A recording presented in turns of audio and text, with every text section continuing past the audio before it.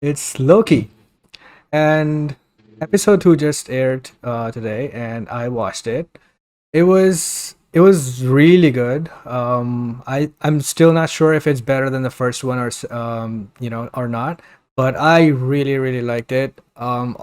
Everything that they okay, I could probably put up the spoiler thing here first. Okay, so yeah, I liked everything in this episode, and the story just didn't pause. It just kept going, and I loved everything about that. The reveal was kind of expected, but I thought it was still good. Um, everything the I think the anchor for me for this show is the dynamic between Loki and Mobius, because Yeah. those two are really, every scene between them. I would just watch every episode if it's just them talking to each other in one room or just walking. Because I think that they just nailed that chemistry, and it's amazing. So yeah, I thought that was pretty good, and Lady Loki was revealed to be the other Loki, and I thought that was cool. Um, but there's also stuff like Kang in there, and because okay, maybe not Kang, but there's a lot of zoom ins to the timekeepers, and especially the middle one. And I gotta say, the middle one looks exactly like Jonathan Majors to me. I don't know if I'm seeing that in him or if he actually does look like that, but to me, it does look like Jonathan Majors, and I don't know, it's just so um, cool. But yeah, apart from that, everything else was awesome. And what did you think, Mar? Yeah, I think I enjoyed last week's one a little bit better. I'm a sucker for dialogue and just interaction between characters, probably because of Tarantino and stuff like that. But yeah, I still enjoyed it. I think Mobius and Loki, their kind of chemistry is brilliant, and just to see them two interact like a buddy cop, lethal weapon type thing is funny. Yeah, the Pompeii scene when they go to Pompeii for the eruption, I thought was Yeah. pretty funny, You even though know, it's a little bit I dark. All those people about to I die. thought they were actually going back to Ragnarok. It would have been I awesome, did too. like in Harry Potter 3. Yeah, because Loki comes up with the theory that if the variant is hiding out in apocalypses, and the reason they're hiding out in apocalypses is because it doesn't come up on the shockwaves Yeah. for the TVA to see somebody has gone into a timeline that they shouldn't be. So if you go into one which is an apocalypse, it's already going to be destroyed anyway, so it doesn't show up for them. So that's why he thinks the variant, the other version of himself, is hiding out in those kind of places.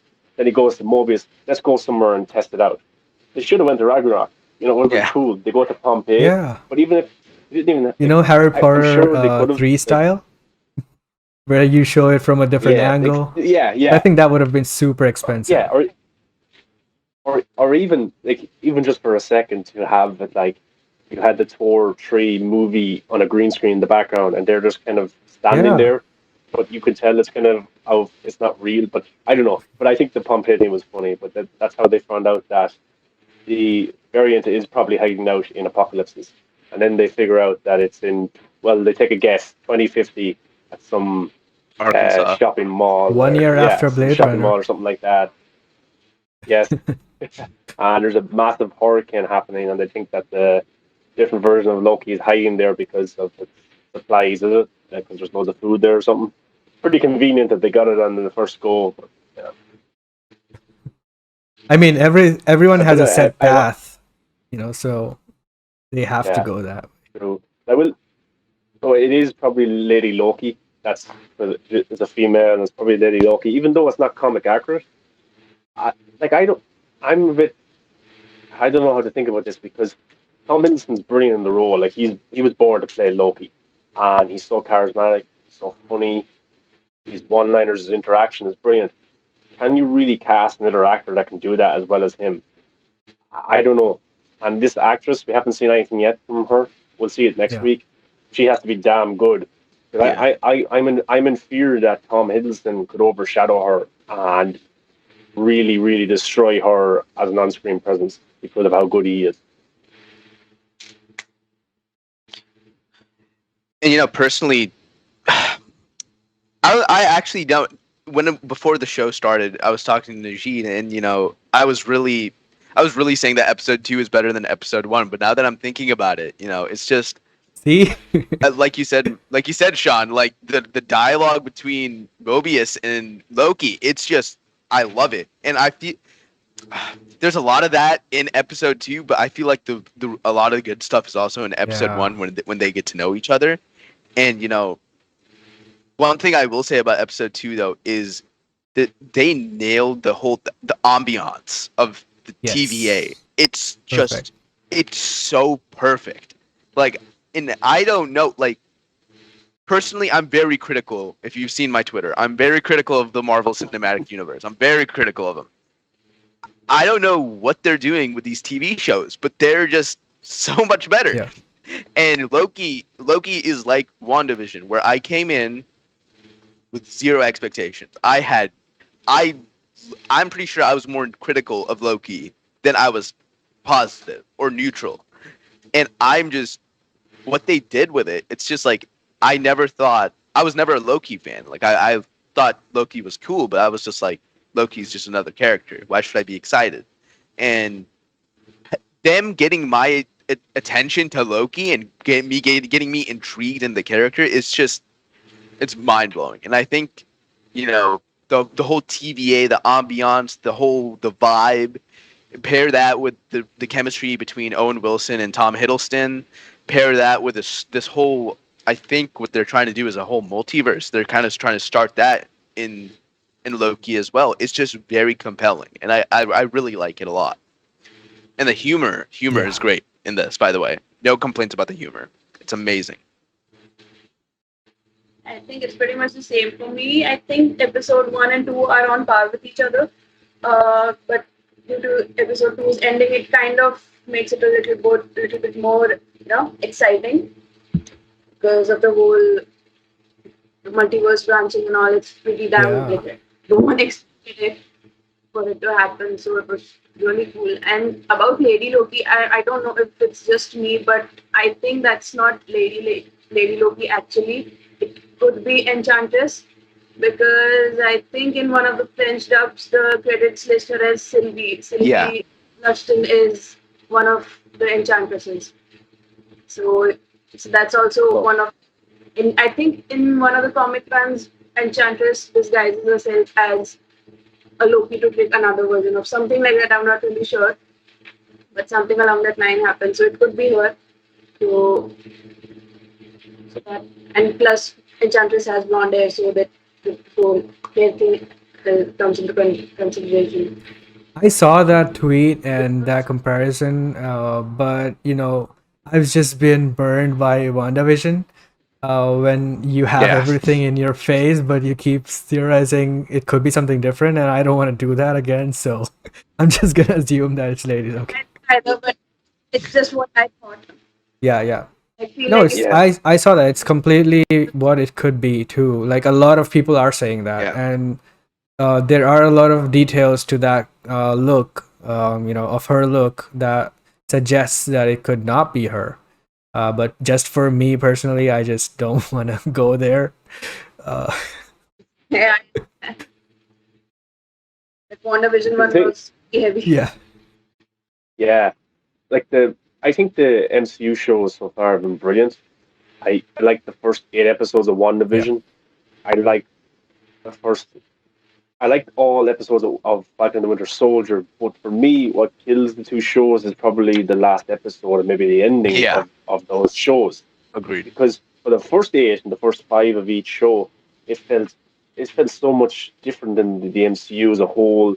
Then come the last episode, it goes back to the old MCU ways, the third act, the CGI, and just kind of the hero wins easily enough and stuff like that. My fear is that will happen with Loki again, and I hope it doesn't. But I'm prepared for that now at this stage. But I'm also prepared for it not to be Kang the Conqueror, or yeah, for these time gods not to be what we're being depicted.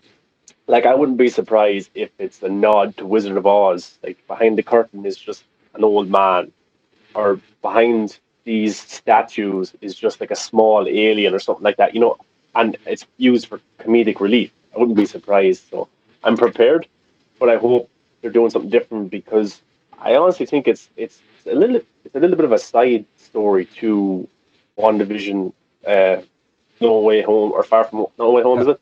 And Doctor Strange 2. I think it's not directly in that kind of trilogy of stories, but I think it's a branch off to it. Very much how the Time Variant Authority is like a Yeah. branch off of all the different timelines, stuff like that. So I'm looking forward to seeing where it goes. I still think episode one was better, but what I liked about this episode was that you kind of have Loki. He'll still turn on you. He'll still stab you in the back. But now that he's kind of being looks like that he's not being like I was expecting. He thinks the other Loki was going to team up with him, and they'd be like best Yeah. friends, and they'd take over whatever time variant. That kind of person has kind of backstabbed him in a way and won't listen to him. So he might turn good and help time variant authority later on, but he still followed her. So he's always looking out for himself. Yeah.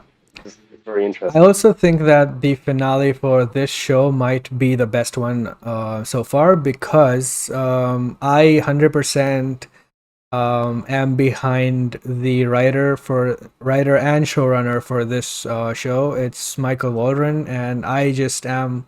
He did Rick and Morty, and he knows the time stuff pretty well, and he's doing this show, and so far it's been really great. Even with the timelines and all of the things that it's probably created by him in the writing, and it's pretty amazing. And I have no doubt that he would nail the finale because every Rick and Morty finale has been great, every season, and he's a really solid writer. So that aside, Feige also trusts him. As much as he hired him for the Multiverse of Madness movie and also for his Star Wars movie. So he definitely has faith in him, and I also do now. So yeah, I also thought that the score for And this it will, show is pretty amazing. yeah, Yeah. yeah, The score is just scored phenomenal. awesome. I will say though that Owen Wilson's doing an amazing job. I don't see Yes. Owen Wilson anymore. I see Yeah. Yeah. Mobius.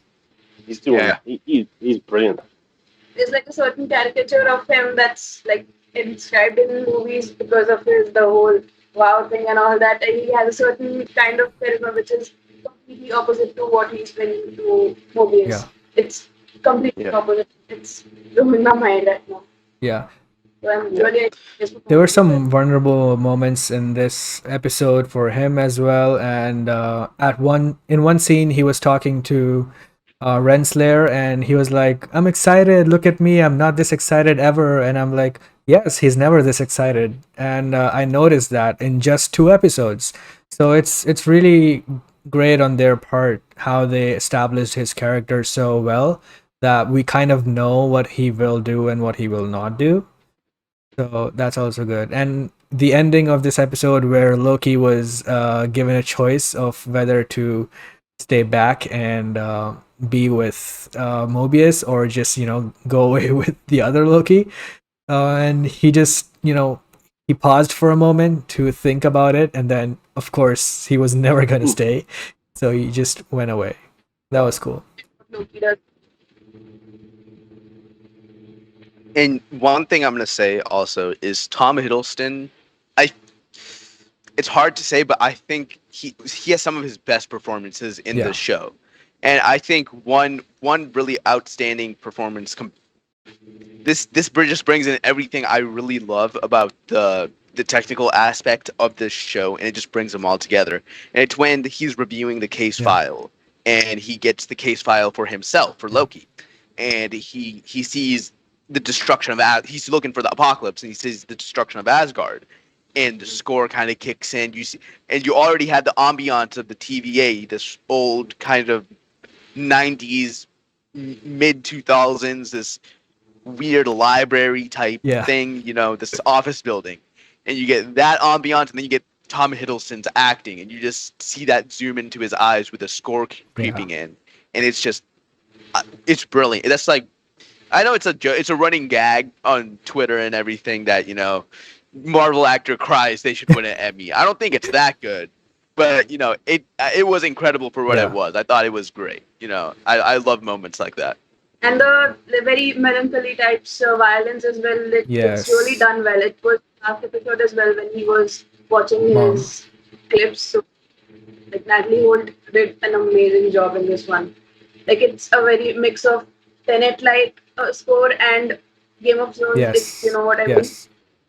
Like I said, I love the score, and one of the things that stood out to me in the first episode itself was the score, and that was the theme itself, and especially the theme that plays during his emotional scenes, like you said, when he was looking at footage of his mom, and in this episode when he was looking at the Asgard file.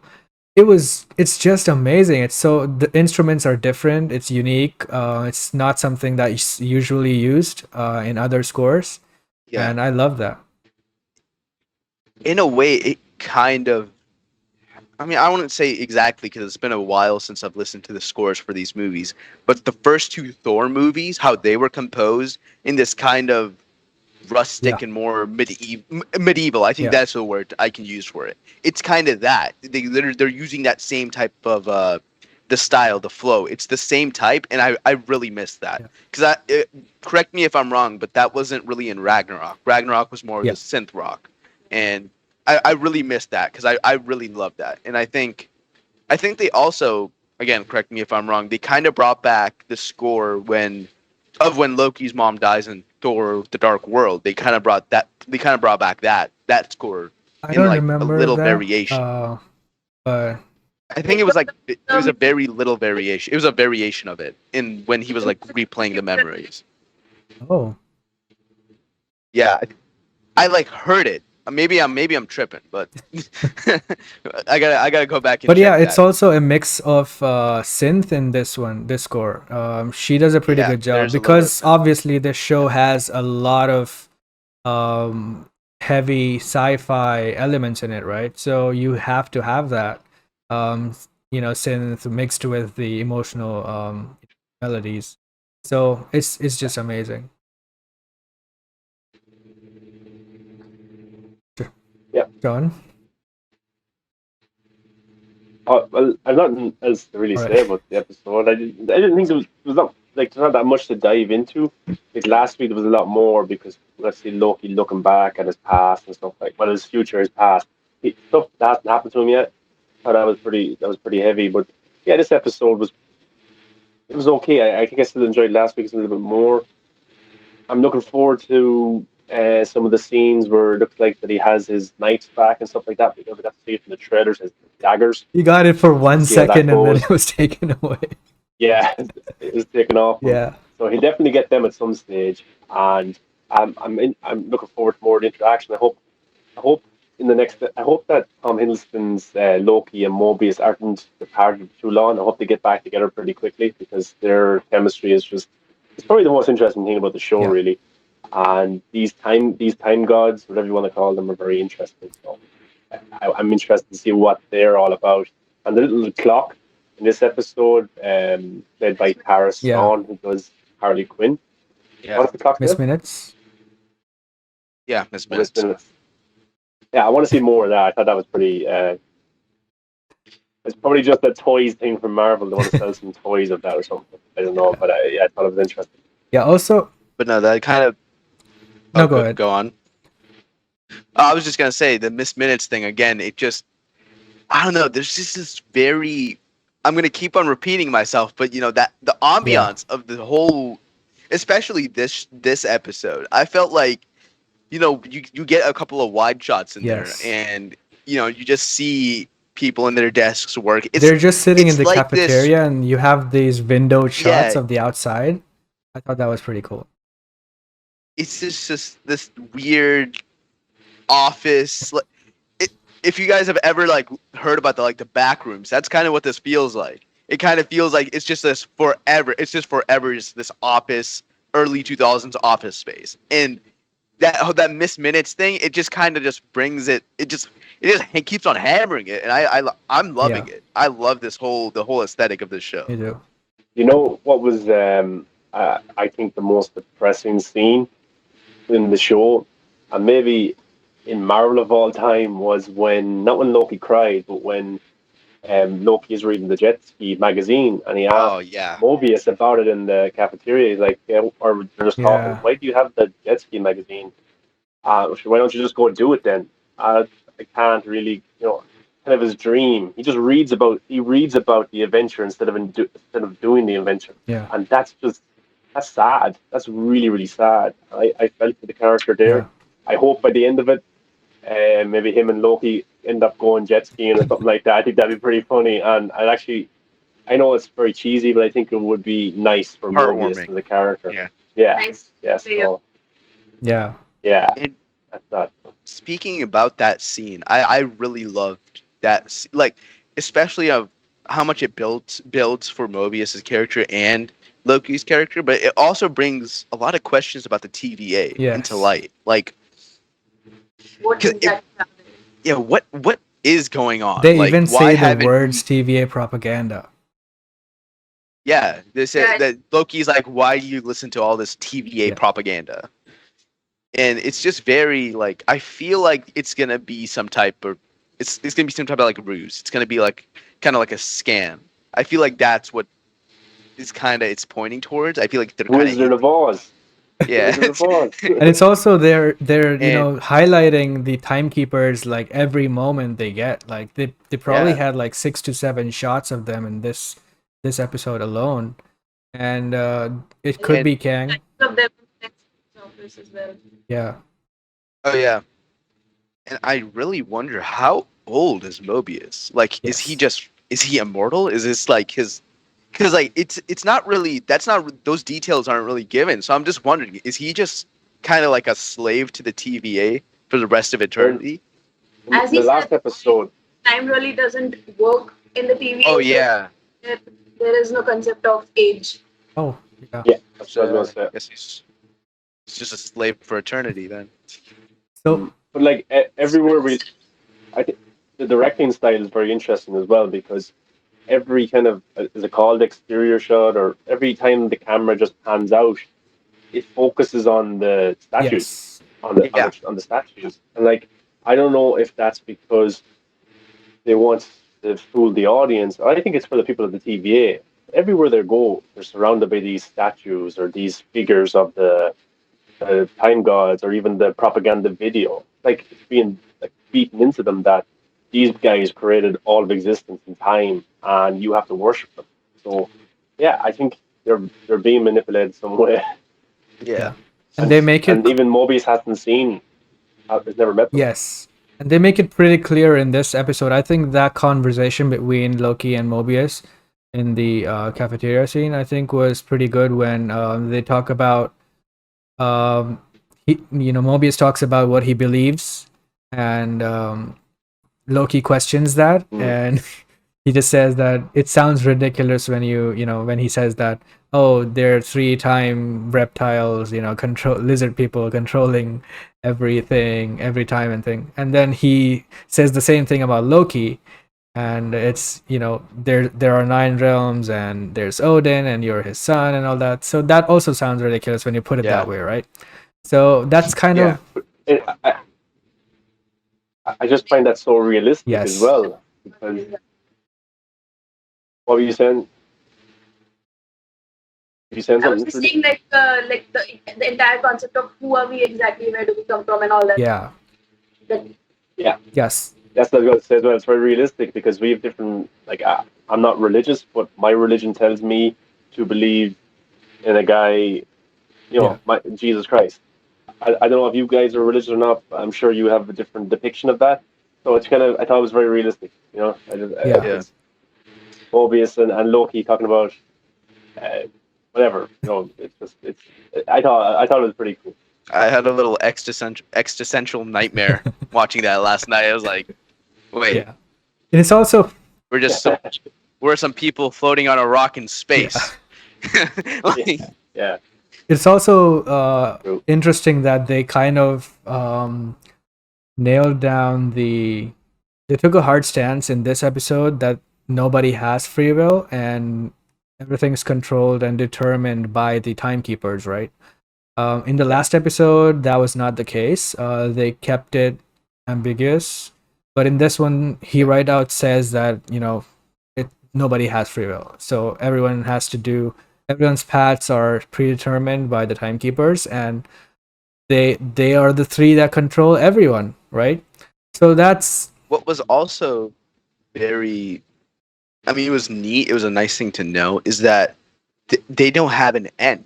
The yeah. end is still Oh being yeah, yeah, written. yeah. I mean, that was what was Yeah. said. Like it's still it's like the multiverse is tangled at the end, and the timekeepers are supposedly straightening out the Yeah. timeline.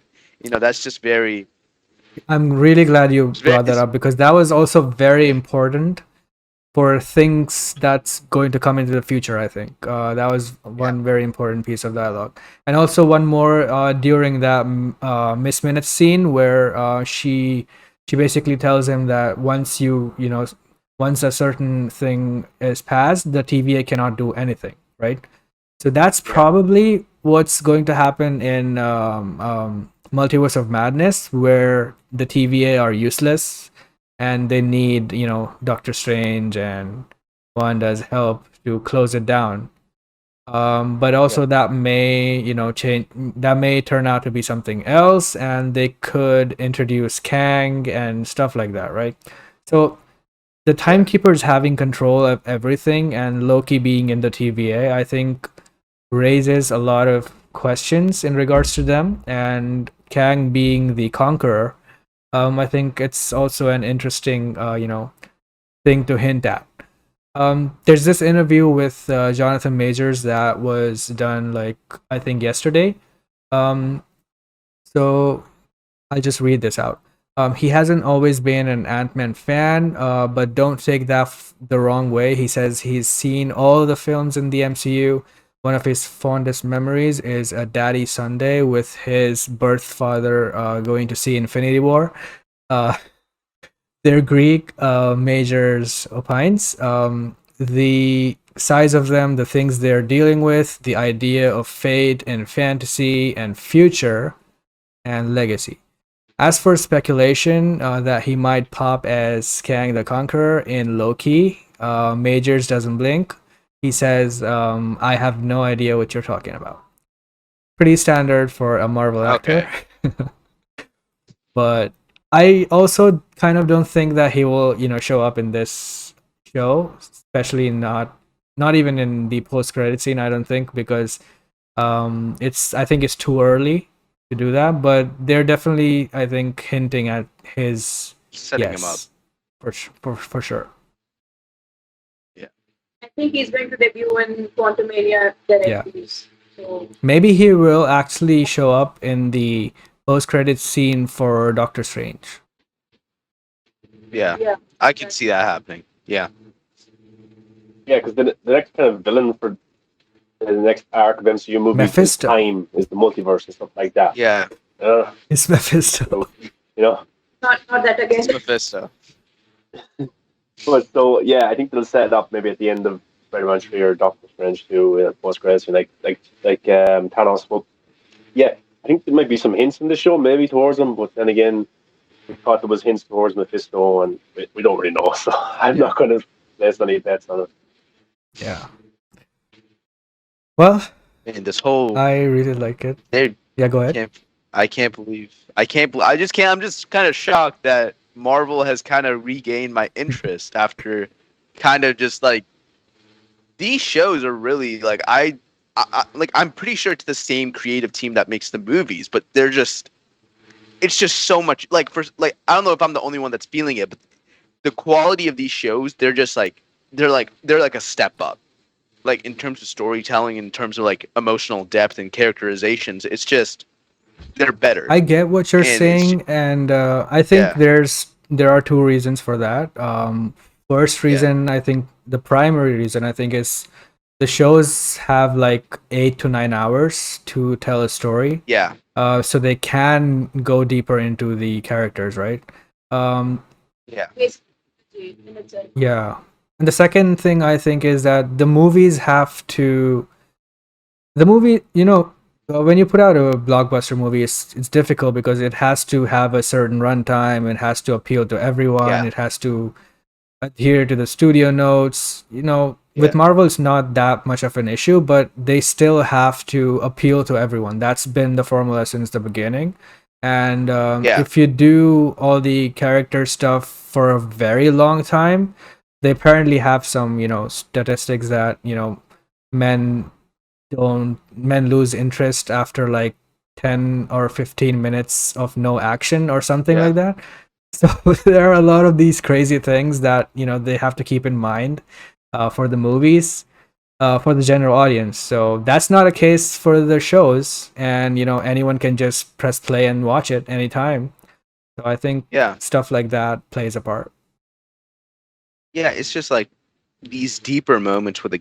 I mean, I personally just like absolutely love it. Like the stuff with Loki, him seeing his life and him like having this sort of like deep rooted like regret of what he's been doing, and then going back to even like Falcon and the Winter Soldier and seeing that first episode and seeing them deal with Bucky's PTSD and his trauma and realizing that because what I was thinking is they were just gonna gloss it over. They were just gonna be like here's Bucky being a superhero in the next movie after Endgame. But no, they actually spent time and they were like, no, I mean, mind my language, but he's fucked up in the head. Yeah. Like he's lost it. Like he's not right. And I'm just loving this. It's not necessary for the movies, but it's like I think that's what Kevin Feige also said. It's not necessary to the movies, but they're good. It's like a good solo venture to understand these characters more. It's more Yeah. deeper, and I feel like they're doing a great thing with these shows. The Falcon and the Winter Soldier alone gave Bucky so much of a character which we never got to see in these past 10 years of movies that we saw him. Like Yeah. from the first Captain America First Avenger to Endgame. He barely had a couple of lines, and now he had an entire series to himself to, grow. And same goes with Sam, to be honest. Yeah. So, so this Yeah. show is very character driven, so it's really helping them grow. Even Wanda, for that matter. Yeah, I think Falcon and Winter Soldier was kind of important for me to watch because I never liked Falcon that much. I didn't either. He was always this, especially because he's played by Anthony Mackie. I think he's kind of unlikable for me. But as Falcon also, he wasn't that great. He was just another sidekick or something like that for me. But this show sold me on him being Captain America. That was a pretty big deal, and I don't think I would have accepted him or liked him if the show didn't exist and the next movie he is just Captain America. So Yeah. I think that they did a pretty good job at that. The whole Isaiah Bradley angle as well played a huge role. Yes, he was great. Accepting him. That was really nice. Yeah, Yeah, but Well written, to be honest. Yeah. Because this is a sensitive matter, Yeah. so I believe the scene that we were talking about, I think, was in the second last episode, right? When they both sit inside his Yes. house and talk. yeah, his backstory. Yeah, that was pretty good. So yeah, Loki episode 2 was great, and I Great. cannot wait for the next one. I hope the momentum keeps going like this. There are only 6 episodes for this, right? I'm not sure. Yeah, just That is good because then you don't have to do filler stuff, and you can always just keep telling the story. Yeah. All right, so with that out of the way, we can jump on. I should also say as well that Disney have announced that all of the original shows will now premiere on Wednesdays instead of Fridays. So this is the new thing going Oh, forward. okay. Really? yeah, it was just Um, it was yeah. just Damn it.